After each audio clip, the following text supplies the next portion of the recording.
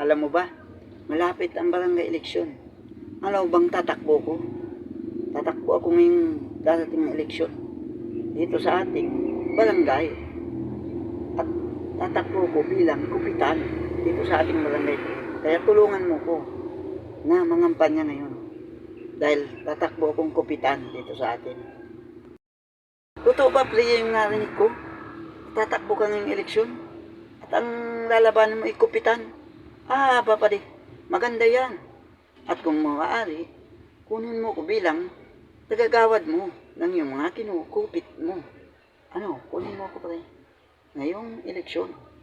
Dahil maganda yan, naisip mo, para makatulong ka naman sa ating barangay. At maganda pa yun, napili mong pwesto, barangay kupitan. Alam mo, pre, nung pa lang, hilig ko na talaga yan. Ang makatulong talaga. Katulong sa ating mga kababayan, mga kabarangay, dahil sa mga nakikita ko sa ating barangay na ito, na halos maraming babaguhin. Kaya, hindi na akong papapigil ngayon. Tatakbo kong kupitan dito sa atin.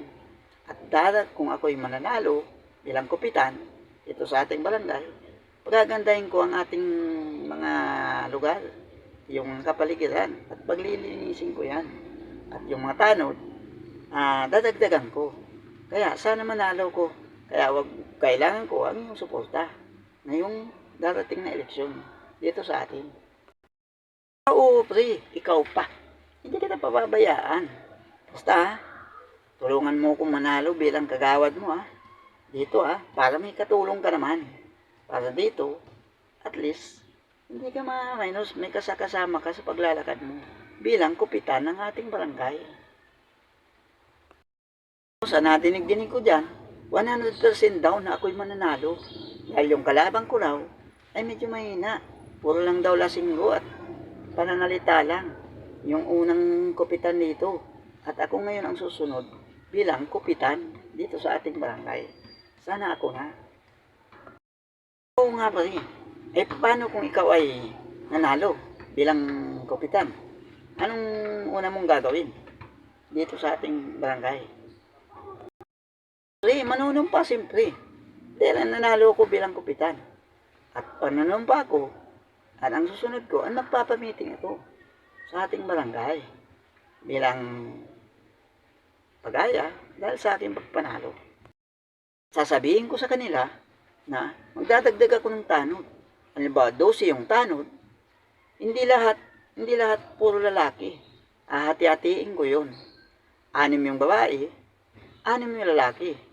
Dahil hindi nagkakaisa yan. Magkakontra yan. Parang hiwalay yung puti sa dikolor. Kaya hindi yan magkakasunod-sunod ng mga plano nila. At lahat magkukontrahan yan. Kapag puro lalaki kasi, nagkakaisa lalo na sa tagayan.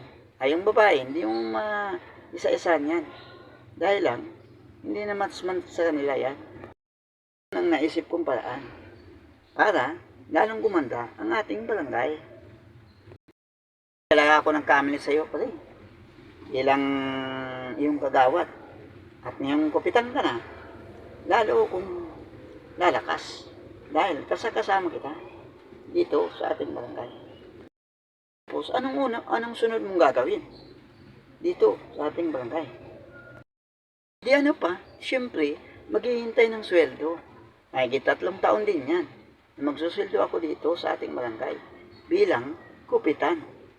Talaga yun, hihintayin ko. Di ba? Gawa tayo ng mabuti para sa sunod na labanan at eleksyon, tayo uli ang ibubuto bilang kupitan sa ating barangay. Di ba? Di ba, kagawan? Ka talaga, kupitan? O sige, kupitan. At pupunta pa ako ng bayan at bibili pa ako ng ulam. Dahil wala pa kaming ulam. Yung ulam pa kagabi yung natira doon. Sige, maiwan muna kita diyan, kapitan. Alis muna ako.